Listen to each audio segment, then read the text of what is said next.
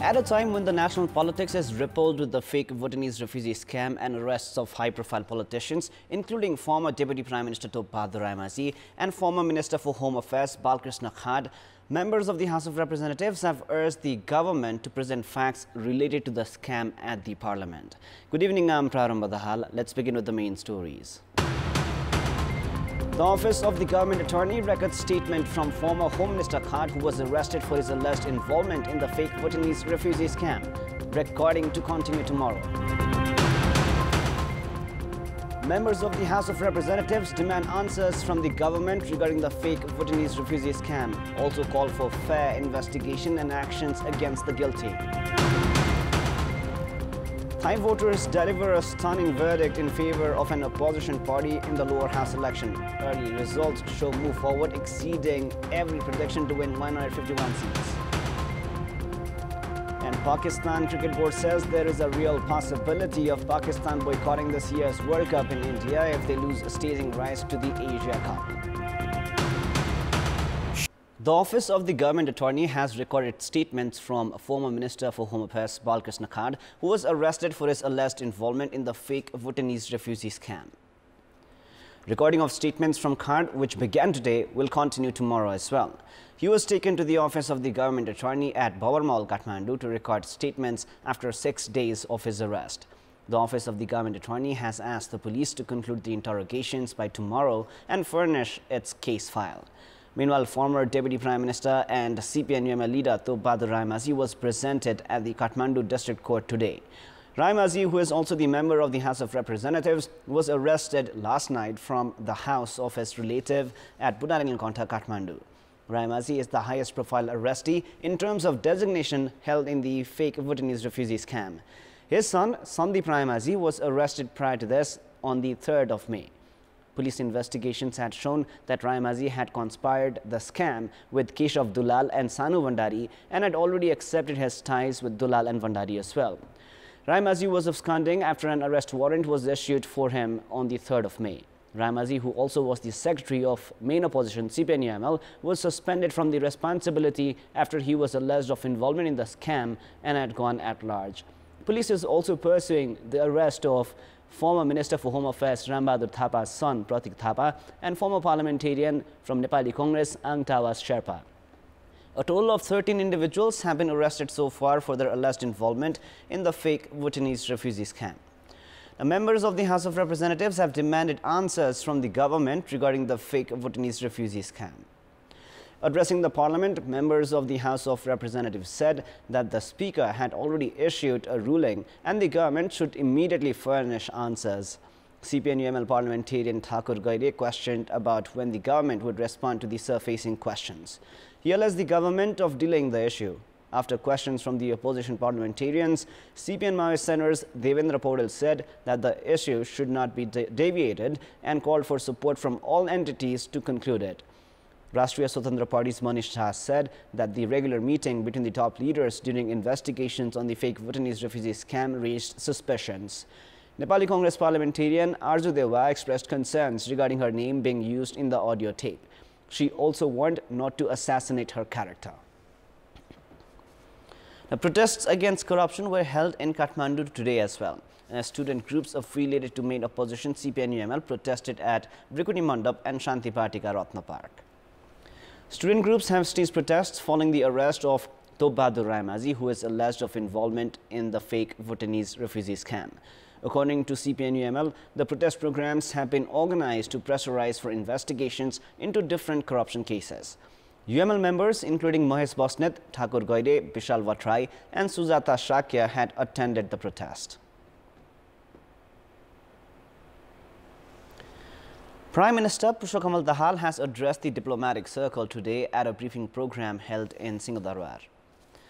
During his address, Premier Dahal called the recently held local level, provincial and parliamentary elections a milestone in further strengthening inclusive democratic society, adding that the formation of the present government had renewed the country's resolve of consolidating democratic gains and striving for socio-economic transformation. The Premier expressed commitment to bringing the peace process to a logical conclusion, saying that the amendment bill to the Enforced Disappearances Inquiry, Truth and Reconciliation Commission Act had been tabled at the Parliament, and there was a consensus among political parties to pass the bill at the earliest. Prime Minister Dahal also said Nepal's economy, despite manifold challenges, was showing a positive sign of improvements, and that the liquidity crunch had been gradually relaxed and interest rate was on a declining trend.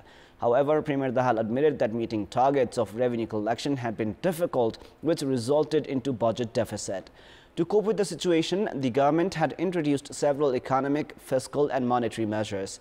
Premier Dahal also added the government was committed to ensuring predictable, secure and conducive investment environment to attract more foreign direct investment in the priority areas. The government has begun issuing online no objection certificate, or the NOC, required for foreign education starting today. The Ministry of Education has begun issuing the online NOC to ensure timely service and to erase the requirement to queue for hours. Inaugurating the online service today, Minister for Education Ashok Kumar Rai said that the service would provide respite to the students and their parents and guardians. Students will no longer require to reach Kathmandu to receive their NOCs. More than 100,000 students leave for 106 countries to pursue their higher education in more than 70 subjects each year from Nepal. Mobile phones that have flouted required procedures of the Nepal Telecommunications Authority will not operate from today.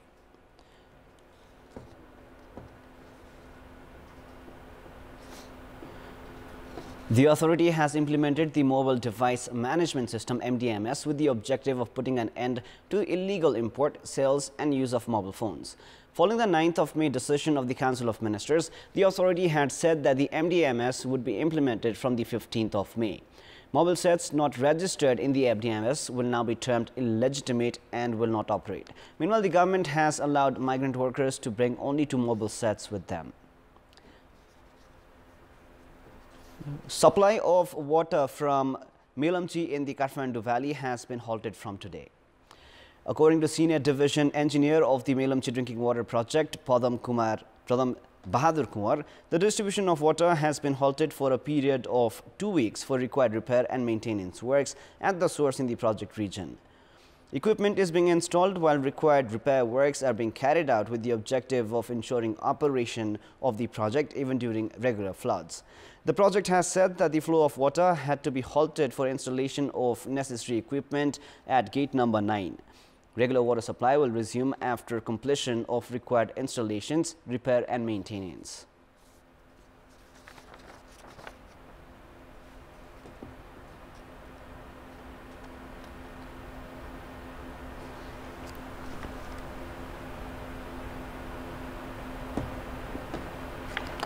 Now, Chowdhury Airport of Rukum West has remained out of operation for the past 5 years. With the airport out of operation, local residents of Jajarkot, Solyan and Rukum West, among other parts of the region, have been denied aviation services. Now, patients have been worst affected as the airport has remained shut for the past half-decade. Runway of the airport was blacked out at an investment of 55,949,000 rupees 8 years ago.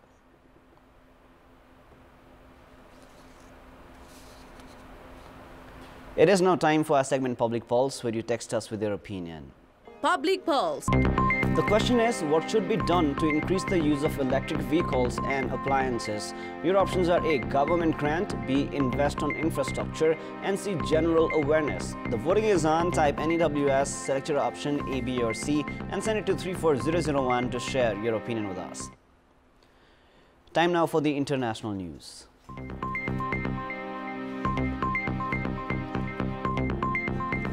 Thai voters have delivered a stunning verdict in favor of an opposition party that is calling for radical reform of the country's institutions. Early results show move forward exceeding every prediction to win 151 of the 500 seats in the lower house. It is now 10 seats ahead of what was the front-runner, Pheu Thai, led by ex-Prime Minister Thaksin Shinawatра's daughter. Analysts are calling this a political earthquake that represents a significant shift in public opinion. It is also a clear repudiation of the two military-aligned parties of the current government and Prime Minister Prayut Chan-o-cha, who led a coup that ousted an elected government in 2014. The governing coalition won only 15% of the seats. Pheu Thai, the second largest party, has said it has agreed to join Move Forward and four smaller opposition parties, giving them a coalition of more than 60% of seats in the new parliament. However, that is still not enough to outvote the 250-strong unelected Senate, which was appointed by Prayut and are allowed to join the vote in parliament for the next administration. They are likely to object to Move Forward's progressive agenda, in particular its pledge to amend the controversial Laissez-Majesté law. In the political negotiations which lie ahead, many Thais fear the military and its backers may yet try to block the winning parties from taking office. A military coup is unlikely, but yet another court ruling to disqualify Move Forward on a technicality, as happened to its predecessor Future Forward in 2020, is possible. A powerful cyclone has hit the coastlines of Bangladesh and Myanmar after intensifying into the equivalent of a Category 5 storm. Cyclone Mocha did not make landfall at the sprawling refugee camp in Cox's Bazar as earlier feared, but still tore apart hundreds of makeshift shelters. At least 6 people have been reported dead in Myanmar. Up to 90% of the western Rakhine state's capital city, Sittwe, has been destroyed. Myanmar's meteorological department said it pounded through the country at about 209 kilometers an hour. The Burmese military has declared the whole of Rakhine as a natural disaster area. Meanwhile, Bangladesh's disaster officials said the cyclone caused no major damage, but landslides and floods are still hitting the country. No casualties have been reported in Bangladesh so far. Myanmar appears to have borne more direct impact, with the storm crashing through houses and cutting power lines in Rakhine state. Camps for displaced Rohingya in the state have also been ripped apart. Local media reported that a 14-year-old boy were among those reported dead. Electricity and wireless connections were disrupted across much of Sittwe. A heatwave blanketed China's financial hub of Shanghai today, with temperatures climbing to 34.5 degrees Celsius, according to the official Weibo account of the Shanghai Meteorological Bureau. The Meteorological Bureau said it was the second consecutive day in which temperatures have passed 30 degrees Celsius in Shanghai. Major Chinese cities have issued heat advisories as the country braces for record-breaking heat that could threaten electricity supply, crops, and a fragile economy. The heat waves are occurring ahead of the regular summer season, which is particularly worrying for agriculture. Crop damage could drive up food prices, exacerbate inflation, and put pressure on China's economy as it tries to rebound from a 3-year zero-COVID policy that stunted growth. Ukrainian President Volodymyr Zelensky arrived in Britain today for a meeting with Prime Minister Rishi Sunak as part of a tour of several key European allies ahead of an expected major Ukrainian counteroffensive against Russian forces. Britain on 11th of May became the first country to start supplying Ukraine with long-range cruise missiles, which will allow its forces to hit Russian troops and supply dumps deep behind the front lines. Zelensky's arrived by helicopter to meet Sunak at his Chequers country residence, where the pair embraced warmly. Zelensky thanked Sunak for Britain's support throughout Russia's invasion, saying Ukrainians and Ukrainian soldiers were thankful. Sunak's office said the British leader would today confirm the provision of hundreds of air defense missiles and further unmanned aerial systems, including hundreds of new long-range attack drones with a range of over 200 kilometers for Ukraine. Zelensky visited Berlin, Rome and Paris over the weekend to meet with European leaders as he seeks to drum up further military and financial support for Ukraine. It is now time for the sports news. Sports news. Birat Barzu Half Marathon is set to be organized to promote sports tourism. The Koshi Province Ministry of Tourism, Forest and Environment is set to organize the half marathon from the Palace of Birat King in Veriari of Morang to Barzutal of Sunsari on the 20th of May. Winner of the half marathon will receive 100,000 rupees, runner-up will take home 75,000 rupees, while the athlete finishing third will walk away with 50,000 rupees in cash prize. That is all for the moment. Our next English bulletin is at 10:30 p.m. Thank you for staying with us. Goodbye for now.